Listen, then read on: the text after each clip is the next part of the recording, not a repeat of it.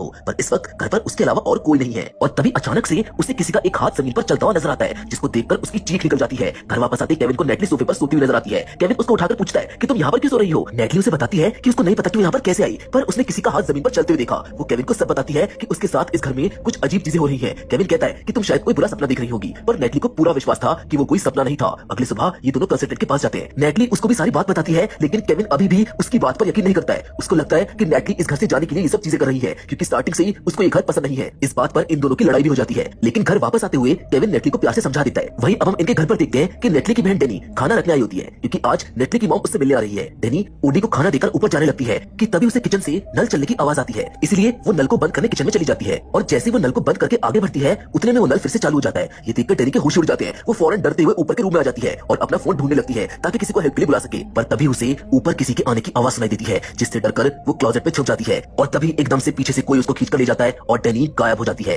अब घर पर वापस आकर केविन और नेटली देखते हैं कि डेनी तो घर पर आई ही नहीं है। केविन कहता है कि शायद उसको कोई काम आ गया होगा। ये दोनों डेनी की बात ही कर रहे होते हैं कि इतने में ही बाहर कोई इनकी कार में आग लगाकर भाग जाता है। जिस चीज की रिपोर्ट लिखवाने ये अगले दिन पुलिस स्टेशन जाते हैं, जहां ऑफिसर इनकी बात सुनने के बजाय इन पर ही एक आरोप लगा देता है। वो इनको एक सोशल मीडिया पोस्ट दिखाता है जो इन्हीं के घर की लोकेशन से पोस्ट किया गया है। उसमें ब्लैक लोगों के बारे में कुछ गलत बातें थी, जिस पर केविन को बहुत गुस्सा आता है, क्योंकि उसके साथ गलत हुआ है, ना कि उसने किसी के साथ गलत किया है। अब नेटली इस घर की हिस्ट्री जानने के लिए मैरी के पास वापस आती है। मैरी बताती है कि ये घर उसके भाई और उसकी वाइफ का था। इस घर को पूरी तरह से उसकी भाभी एरिन ने डिजाइन किया था। उसके भाई जय का किसी लड़की के साथ अफेयर था, जबकि उसकी भाभी का भी किसी अनजान आदमी के साथ अफेयर था, जो जय को पता चल गया, जिसके बाद वो दोनों मारे गए। लेकिन मुझको पूरा पक्का यकीन है कि मेरे भाई ने एरिन को नहीं मारा और ना ही वो कभी खुदकुशी कर सकता था। अब हम देखते हैं कि इन दोनों की बातें खड़ा होकर मैरी का हस्बैंड फ्रैंक सुन रहा होता है। नेटली जब घर जाने लगती है तो फ्रैंक उसको रोककर ये कहता है कि अगर तुमको वो घर सही नहीं लग रहा तो मैं उसे तुमसे वापस उसी दाम में खरीद लूंगा। नेटली उसको मना कर देती है, लेकिन वो बार बार पूछता रहता है, जिससे वो परेशान होकर घर आ जाती है। दूसरी ओर केविन अपनी फ्रेंड एवरी के साथ पार्क में अपने डॉग ओडी के साथ खेल रहा होता है, पर तभी अचानक ओडी जमीन पर गिर जाता है और कोई मूवमेंट नहीं करता, जिसकी वजह से केविन ओडी को अस्पताल ले जाता है। नेटली भी वहां पर पहुंच जाती है, जहां पर डॉक्टर इन दोनों को बताती है कि ओडी के अंदर पॉइजन फैल रहा है और इसका बचना अब नामुमकिन है। इसने शायद कुछ जहरीला खा लिया होगा। केविन को डॉक्टर की बात पर यकीन नहीं होता, लेकिन ओडी तड़प रहा होता है, इसीलिए डॉक्टर उसको बेहोश कर देती है और उसकी मौत हो जाती है। इस चीज से इन दोनों को बहुत दुख होता है। उसी रात नेटली को फिर से घर के अंदर किसी की आवाज सुनाई देती है। इस बार केविन को भी वो आवाज सुनाई देती है। वो फौरन पुलिस को कॉल कर देता है, पर जब केविन नीचे आकर देखता है तो वहां पर कोई नहीं होता। पुलिस भी घर को आकर चेक करती है, उनको भी वहां पर कोई नहीं मिलता। पर नेटली ऑफिसर को अब सारी बातें बताने लगती है कि उसे बहुत टाइम से इस घर में अजीब अजीब चीजें दिखाई दे रही हैं। उसने किसी आदमी के हाथ को भी जमीन पर चलते हुए देखा।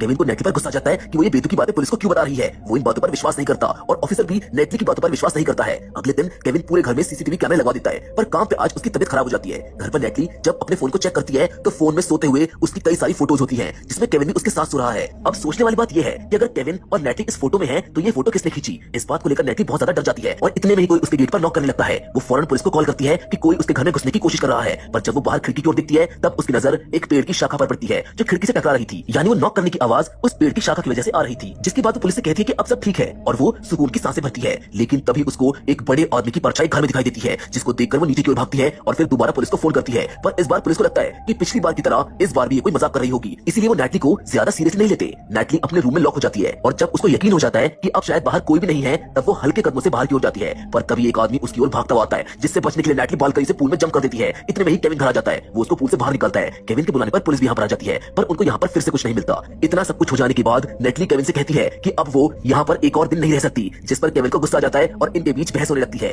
अगले दिन ऑफिसर केविन को पुलिस स्टेशन में इनके घर की सीसीटीवी कैमरा फुटेज दिखाने के लिए बुलाते हैं, जिसमें केविन देखता है कि नेटली के पीछे तो कोई भी नहीं भाग रहा था। वो पूरे घर में अकेले ही डरते हुए छुप रही थी और फिर वो अपने आप पूल में कूद गई। घर में उसके अलावा कोई भी नहीं था। ये सब देखकर अब केविन को ये लगने लगता है कि शायद नेटली की दिमागी हालत ठीक नहीं है। वो सब चीजों को हेलुसिनेट कर रही है। वो अपने चक्कर में सबको परेशान कर रही है। केविन नेटली को साइकियाट्रिस्ट के पास भी ले जाता है, लेकिन वो भी उनकी कोई बात नहीं समझती, जिसकी वजह से इन दोनों के बीच में फिर से लड़ाई हो जाती है। नेटली को सबसे ज्यादा गुस्सा इस बात का था कि उसका हस्बैंड उसकी बात पर यकीन नहीं कर रहा। लड़ाई इतनी ज्यादा बढ़ जाती है कि नेटली कुछ समय के लिए अलग रहने को कह देती है, लेकिन जैसे केविन घर की ओर जाने लगता है तभी उसकी तबीयत बहुत ज्यादा खराब हो जाती है। नेटली फौरन एम्बुलेंस को फोन करती है और केविन से कहती है कि वो सब तो उसने सिर्फ गुस्से में बोला था। डॉक्टर को केविन की बॉडी में भी वही पॉइजन मिलता है जिनसे इनका डॉग ओडी मरा था, यानी केविन को भी खाने के जरिए जहर दिया जा रहा है। सारा शक नेटली पर चला जाता है, जिसकी वजह से डॉक्टर उसको केविन से मिलने भी नहीं देती। पुलिस ऑफिसर भी उससे पूछताछ करते हैं कि वो अपने पति को क्यों मारना चाहती है। नेटली कहती है कि उसने ऐसा कुछ नहीं किया और कोई सबूत ना होने की वजह से उसको छोड़ दिया जाता है। घर पर अब केविन ने नेटली के हाथों बना लंच ले जाना बंद कर दिया था, क्योंकि उसको कहीं ना कहीं ऐसा लगता है कि शायद नेटली ने उसको पॉइजन दिया है। अब उसी रात केविन के पीछे नेटली पर घर में घुसकर एक आदमी सेक्सुअली असॉल्ट करने की कोशिश करता है, पर नेटली फाइट बैक करती है और उसकी पीठ पर कैंची को घुसा देती है, जिससे वो बच जाती है। उधर पुलिस ऑफिसर उस आदमी को छोड़ देते हैं और इन दोनों को बताते हैं कि किसी ने सोशल मीडिया पर नेटली का एक अकाउंट बनाया है, जिसमें लिखा है कि वो एक सेक्स वर्कर है। उसको देखकर ही वो आदमी तुम्हारे घर पर आया था। ऑफिसर बताते हैं कि ये सब मेरी का हस्बैंड फ्रैंक कर रहा था, जिसको पुलिस ने आज सुबह पकड़ लिया और वो ऐसा इसलिए कर रहा था क्योंकि उसके ऊपर काफी कर्ज है। ऊपर से मैरी ने केविन को एक घर बहुत सस्ते दाम में बेच दिया, जिसकी वजह से वो इनको परेशान कर रहा था ताकि यहाँ से चले जाएं और वो इस घर को दोबारा बेचकर अपना कर्ज चुका दे। लेकिन फ्रैंक सिर्फ अडल्ट काम के लिए जिम्मेदार था।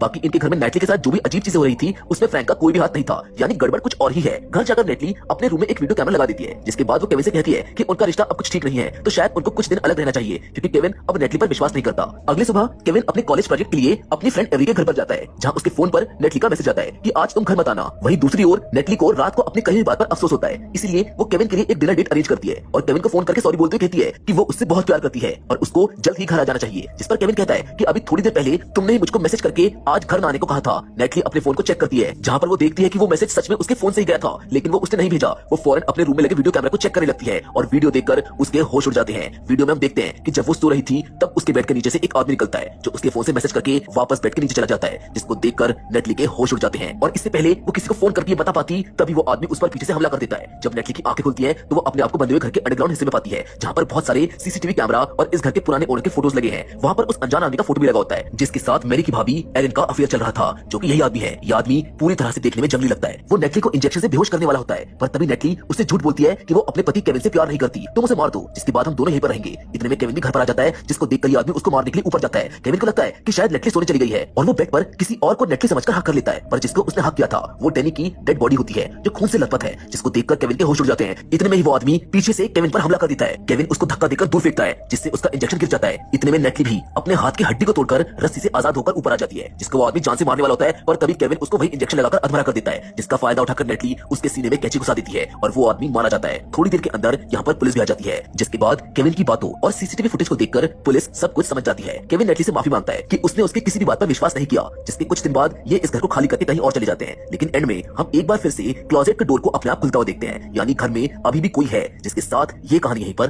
खत्म हो जाती है। हम उम्मीद करते हैं कि आपको ये कहानी पसंद आई होगी। वैसे क्या आपको पता है केविन और नेटली के रिश्ते के बीच में दरार क्यों आई? वेल, इसका एक ही पॉसिबल रीजन है, जो कि है विश्वास। उन दोनों के रिश्ते में विश्वास नहीं था, इसलिए केविन ने नेटली की किसी भी बात पर विश्वास नहीं किया। लेकिन सबसे इंटरेस्टिंग बात तो ये है कि उस आदमी के मरने के बाद अब यहाँ पर कौन है जो इन दोनों को उस आदमी के साथ